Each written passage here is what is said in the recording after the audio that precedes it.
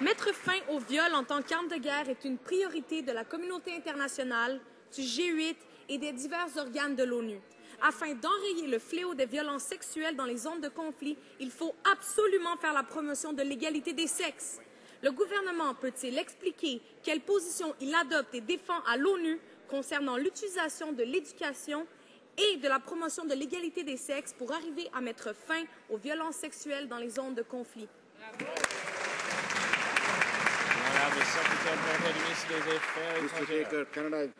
Monsieur le Président, le Canada est fier d'assumer un rôle de leadership dans ce dossier concernant l'égalité des sexes. Le Canada est un chef de file dans la protection des droits des femmes et des filles, Monsieur le Président. On met l'accent sur des mesures pour améliorer le sort des femmes de façon générale dans le monde, Monsieur le Président. Merci. Honorable député de Churchill. En fait, les gens s'inquiètent du fait que les conservateurs appliquent une politique selon 2 poids, 2 mesures en ce qui concerne les droits de reproduction. Les victimes de violences sexuelles dans les zones de conflit ont besoin de services complets en matière de santé et de reproduction. Cela comprend des mesures contraceptives d'urgence, l'égalité des sexes dans l'éducation sexuelle, le traitement des maladies transmises sexuellement et des services d'avortement. Le gouvernement s'engage-t-il à appuyer les efforts internationaux pour aider les survivants de la violence sexuelle?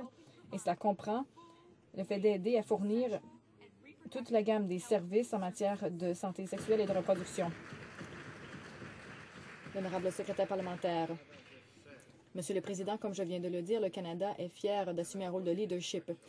Le Canada est un chef de file en matière de protection des droits des femmes et des filles. On prend des mesures concrètes pour améliorer leur vie partout dans le monde et nous continuons de le faire sur la scène internationale. Mais plus important encore, Monsieur le Président, nous devons respecter nos propres lois au pays et c'est ce que nous faisons. Merci. Honorable député de Brampton-Springdale.